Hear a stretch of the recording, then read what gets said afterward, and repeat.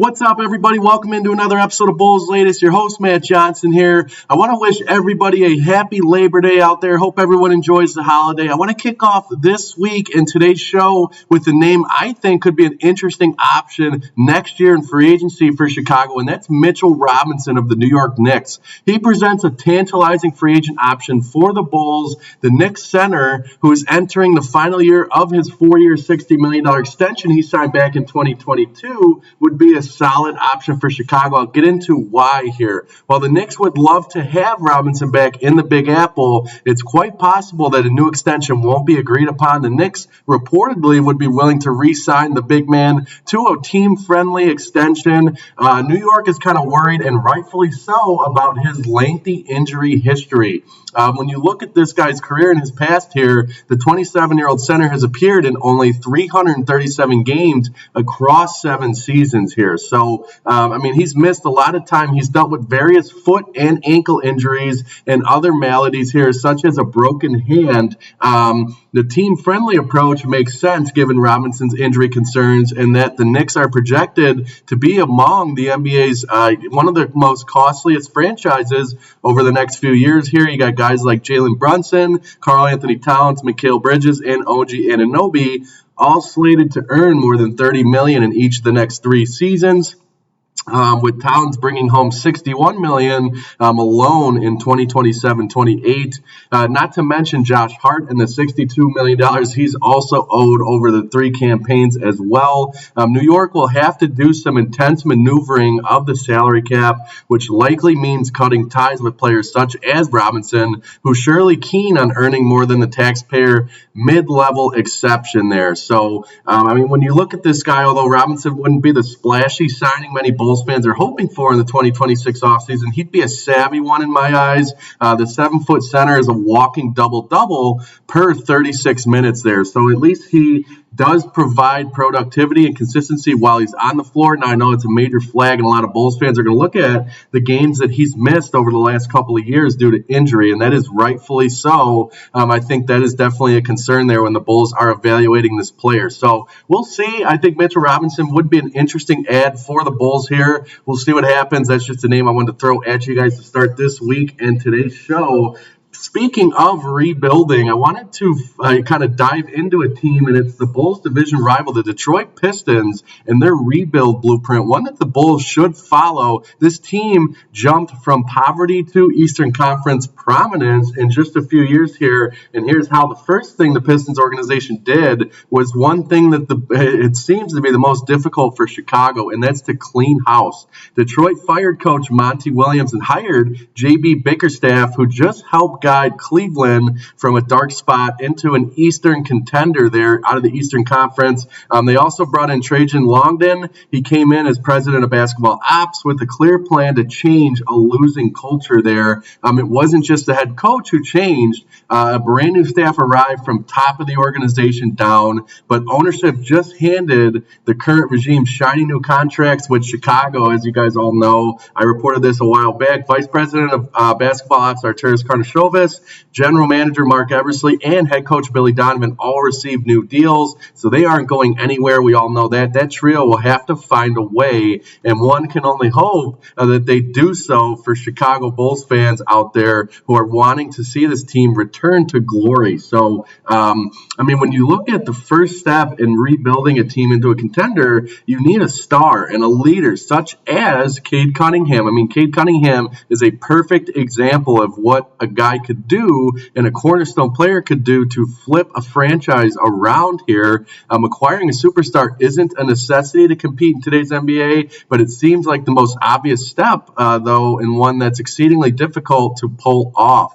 And the Bulls have kind of had trouble bringing in star players in recent years. It's not as much of a destination that players want to go to as it once used to be, which is really disappointing if you're a Bulls fan out there. The Bulls' best option of their version of Cade Cunningham is going to be Matas Buzelis. And I've talked about Matas and what the big expectations are for him moving forward. The franchise will need the same level of patience, though, that the Pistons showed in Cunningham there. So, I think it's going to be a little bumpy to start for Matas as he grows into this new role. Chicago, however, is already surrounding its best young player with pieces that fit into what they're trying to do. Obviously, if Josh Giddey presumably going to be back, Kobe White, and this year's number 12 overall pick, Noah Sangay. And so when you look at those three guys and surrounding him, with this talent, I think Matas Buzelis should flourish. So we'll see what happens. I want to stress the Bulls fans, though, you're going to want to exhibit patience. Matas is still a young player. All of these guys are young players. It's a young team. That's kind of what the Pistons grew into.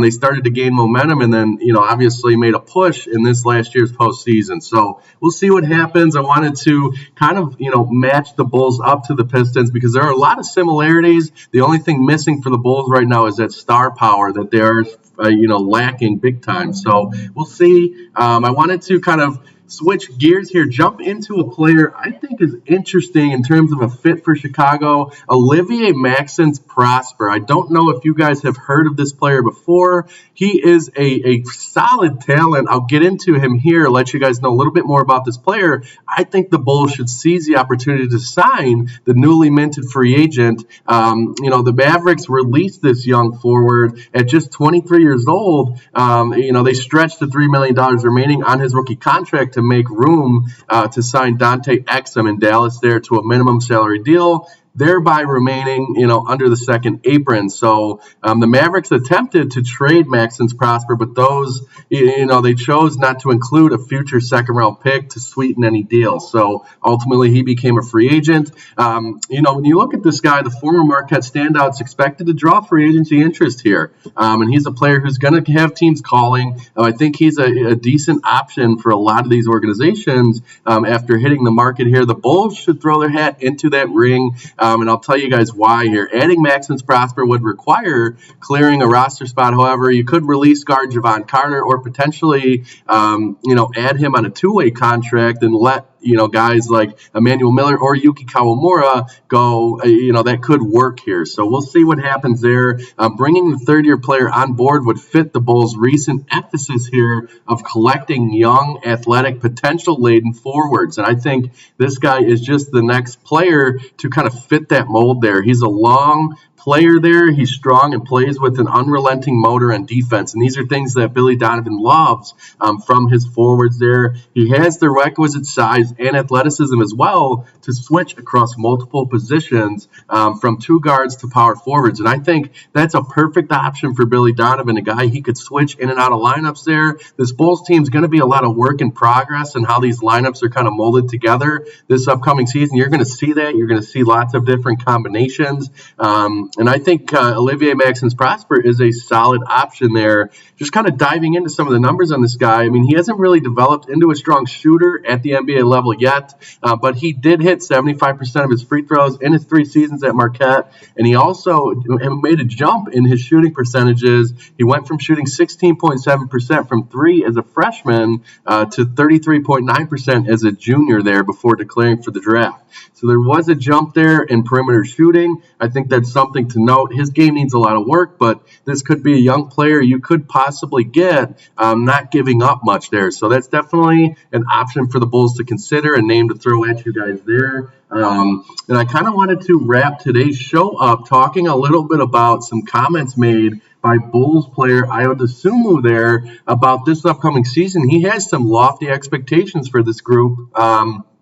Looking at what he said here, the 25-year-old guard quoted, "We're going to make the playoffs this year. You got to say it. You got to believe it and what you said. If you don't believe what you said, you're not going to be successful." He emphasized you got to believe it. You got to keep saying it. We're making the playoffs. So he set the bar high. I love it. I mean, this Bulls team is probably a little bit ways away from earning a top 6 seed in the East, but the Eastern Conference is wide open, and that could be what he's hinting towards, especially if they get this Giddey deal finished off and Nikola Vucevic is around to start this next season. I mean, the projection is that the Bulls should be able to win some ball games here. So, the discourse surrounding the Bulls has been kind of pessimistic for far too long. I know Bulls fans have been upset and have felt that, and rightfully so.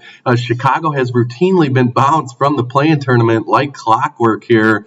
A fate even worse than perpetual tanking here, because you don't get the assets of tanking. So we'll have to see how this next season kicks off for Chicago and where things kind of land here. I just think it's interesting, those comments from Ayo Dosunmu. The expectations are there for himself, and I'm sure a lot of these young Bulls want the same. I'm sure guys like Noah Senge are going to come in and want to make an impact and want to make the postseason. Obviously, Modest Buzelis has lofty expectations, and Kobe White being a competitor himself. So we'll see what happens with this Bulls team moving forward. A great show today for you guys on tap. I wanted to get things out to you guys in terms of another name to keep an eye on. It's fastly approaching here, the NBA preseason. We're about 4 weeks away now, so things are going to start rolling.